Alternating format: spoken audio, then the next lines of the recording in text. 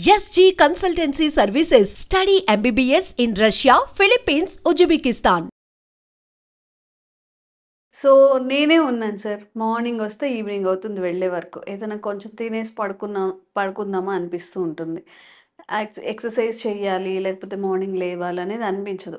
లైట్స్‌కి గానివ్వండి, హెక్టిక్‌గా ఎప్పుడు కూర్చొని ఉండడం వల్ల కొంచెం లేజీగా అనిపిస్తుంటుంది. నా సమస్య కాదు, అందరి సమస్య.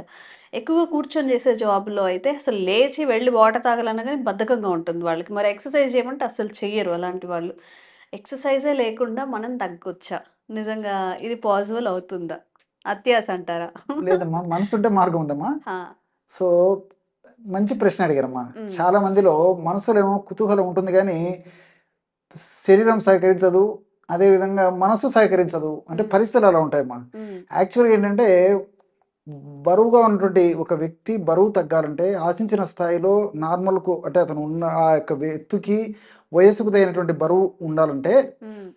ఆహారము, విహారము, ఔషధం ప్రధాన పాత్ర వహిస్తాయమ్మా. హ్మ్. 3 ఆహారము, విహారము, ఔషధం. హ్మ్. సో, చాలామంది ఆహారాన్ని ఫాలో అవ్వమన్నా ఫాలో అయ్యేటువంటి వాళ్ళున్నారు. హ్మ్. అదేవిధంగా ఎన్ని రకాల మందులు మింగాలన్నా మింగమని చెప్పినా మింగేవాళ్ళున్నారు. హ్మ్. కానీ ఎక్సర్సైజ్ విషయానికొచ్చేసరికి నా వల్ల కాదంటారు. అది అవ్వదమ్మా అంటారు. నా వల్లనే కాదు సార్. మీరేమన్నా చెప్పండి. హ్మ్. ఫుడ్ విషయంలో కొంతవరకు మేమేదన్నా కూడా అడపదడప ఎప్పుడన్నా తీసుకున్నా ఒకవేళ నిగ్రహంతోనే ఉండగలం గానీ, హ్మ్. అదేవిధంగా మెడిసిన్స్ మీరు ఎన్ని రకాలు ఇచ్చినా తీసుకోగలం గానీ, ఎక్సర్సైజ్ ఎక్సర్సైజ్ అనేది చేయలేము అని. చేయలేం హ్మ్. అని కొంతమంది అంటారమ్మా. హ్మ్. సరే దీనికి 2 రకాల కారణాలు చెప్తానమ్మా. హ్మ్. కొన్ని అనారోగ్య పరిస్థితుల వల్ల వ్యాయామం చేయలేరమ్మా. హ్మ్. ఎందుకంటే ఈ మోకాళ్ళ నొప్పులు ఉన్నటువంటి వాళ్ళు, సయాటికా పెయిన్ ఉన్నటువంటి వాళ్ళు, డిస్క్ ప్రాబ్లమ్స్ ఉన్నటువంటి వాళ్ళు, నడుము నొప్పి ఉన్నటువంటి వాళ్ళు, హ్మ్.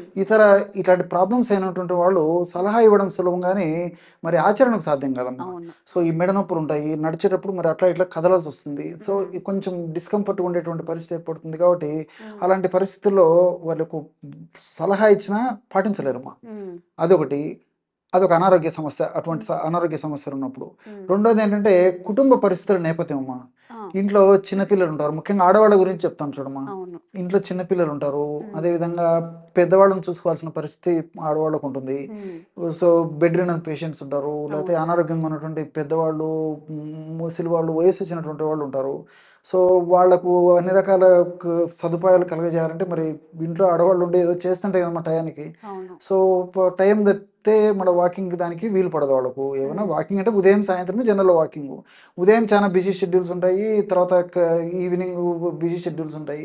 మరి జాబ్‌కు పోయేటువంటి వాళ్ళైతే ఉదయం జాబ్ పోయి సాయంత్రం వచ్చేసరికి అక్కడికే వాళ్ళు అలసిపోతారు. హ్మ్. వాళ్ళకి మనసులున్న ఇలాంటి కారణాల వల్ల అంటే ఉద్యోగాలు, వ్యాపారాలు ఇలాంటి వృత్తిరీత్యా మరి ఆ యొక్క కార్యకలాపాలు నిర్వహించి రావడం వల్ల కూడా మరి ఎక్సర్సైజ్ చేయలేరమ్మా. అవును. సో, మరి ఇలాంటి వాళ్ళ కోసం మీరన్నట్లు ఏమంటే మనసుంటే మార్గం ఉంది. పట్టుదలగా కృషితో సాధించవలెటువంటి ఆ యొక్క తపనుంటే మాత్రం సాధించవచ్చమ్మా. హ్మ్. ఎలాగంటేమ్మా రోజు 3 సార్లు డైట్ తీసుకోవాలి. హ్మ్. ఎలాంటి డైట్ కూడా చెప్తామా. సింపుల్ అమ్మా. ఒక 15, 20 రోజులు అలవాటు చేసుకుంటే చాలమ్మా. ఓకే. అది కూడా పెద్ద కష్టమేం కాదు. హ్మ్. సో, మార్నింగ్ కంపల్సరీగా వారంలో కనీసం 5 రోజులు, 6 రోజుల పాటు ఉదయం పూట స్ప్రౌట్స్ తినాలమ్మా. ఓకే. మొలకెత్తినటువంటి విత్తనాలు. హ్మ్. సో, మనకు ఈ మధ్య కాలంలో బయట మార్కెట్‌లో కూడా దొరుకుతున్నాయమ్మా. ప్రాబ్లమ్ ఏం లేదు. హ్మ్. మొలకెత్తిన లేకపోతే ఇంట్లోనే తయారు చేసుకోవచ్చు. హ్మ్. సో, పెసలు, శనగలు ఇలాంటివి మొలకెత్తించేసి ఆ విత్తనాలు, హ్మ్. అందులో ఈ టమోటా ముక్కలు, తర్వాత కీరా దోస, హ్మ్. తర్వాత పుదీనా, తర్వాత ప కొత్తిమీర, హ్మ్. కరివేపాకు, హ్మ్. జీరా పౌడరు, పెప్పర్ పౌడరు, నిమ్మరసము, హ్మ్. వాట్ నాట్ ఎల్స్ అమ్మా. ఎంత రుచికరంగా కావాలంటే ఆ విధంగా తర్వాత ఉల్లిపాయ ముక్కలు ఓకే. చాలా టేస్టీగా తయారు చేసుకోవచ్చమ్మా. ఏ ప్రాబ్లమ్ ఉండదు. హ్మ్. ఆ ఉప్పు లేని లోటు కూడా ఈ యొక్క నిమ్మరసం ఇవన్నీ కలవడం వల్ల మిరియాల పొడి కలవడం వల్ల ఉప్పు లేని లోటు కూడా తెలియదమ్మా అలాంటి ఓకే. పదార్థాల్లో. హ్మ్. సో, క్యారెట్ ముక్కలు, బీట్రూట్ ముక్కలు ఇవన్నీ ఏసుకొని తినుకోవచ్చు. బ్రహ్మాండమైనటువంటి పద్ధతిలో హ్మ్. వారంలో 5 రోజులు, 6 రోజులు కంపల్సరీ అమ్మా. హ్మ్. 1 ఆర్ 2 అర్లీ డేస్ మార్నింగా? బ్రేక్‌ఫాస్ట్ లాగా? బ్రేక్‌ఫాస్ట్ టైమ్‌లో. ఓకే. సో, రిమైనింగ్ డేస్ మీ చాయిస్ అమ్మా. వారంలో పెండింగ్ పెట్టుకొని ఏదైతే తినాలనుకున్న ఒక చీట్ టిఫిను మీల్ లాగా 2 రోజులు. 2 డేస్ మీ ఓకే. ఇష్టం అమ్మా. పూరీలు, ఇడ్లీ, చపాతీ, మనసులో దోస అన్నీ. లిస్ట్ రాసి పెట్టుకోండి. ఆ 2 డేస్‌లో ఏమన్నా తినండి. ఓకే. 5 డేస్ మాత్రం కంపల్సరీ ఫాలో కావాలి. ఓకే. ఏమ్మా ఇది మార్నింగ్. హ్మ్. So, breakfast. మధ్యాహ్నం వచ్చేసమ్మా, మధ్యాహ్నం భోజనం చేసేటప్పుడు కూడా హ్మ్. ఎందుకంటే మనమంతా బియ్యం లేనిది మన ప్రాణాలు ఉండలేవు కదమ్మా. అవును. సో, ఆ విధంగా అన్నం తినకపోయేసరికి కూడా మనసు లాగుతుంటుంది. ఆ వెయిట్ తగ్గే నాకైతే పరిస్థితి 2 రోజులు, 3 రోజులు మానేస్తే బెంగగా ఉంటుంది. చాలా మందికి కూడా ఏదో కోల్పోయినట్టుగా అలా అనిపిస్తుంటది. ఎగ్జాక్ట్‌లీ అమ్మా. రైస్ లేకపోతే. అంత సో అడిక్ట్ అయిపోయాం రైస్‌కి. అవునవునమ్మా. హ్మ్. చాలా మంది అంతే మేము ప్రాక్టీస్ లో కూడా చూస్తుంటాం కదా, సార్ ఇది కాకుండా మీరు ఏదైనా చెప్పండి సార్, అన్నం మానంది మేము అన్నం ఉండలేం సార్, మాత్రం మమ్మల్ని మానేయమని చెప్పొద్దు. మా వల్ల కాదు సార్ అని చెప్పి చెప్తాం. మీరు ఎన్ని శిక్షణ పెట్టండి భరిస్తాం కానీ ఇదైతే మా వల్ల కాదంటున్నామా. వాళ్ళకి ఏంటంటమ్మా కొంచెం మాడిఫికేషన్ అమ్మా, దంపుడు బియ్యం కానీ ముడి బియ్యం కానీ తీసుకొని, ముడి బియ్యం సింగిల్ పాలిష్ రైస్ అంతేమ్మా సరిపోతుంది.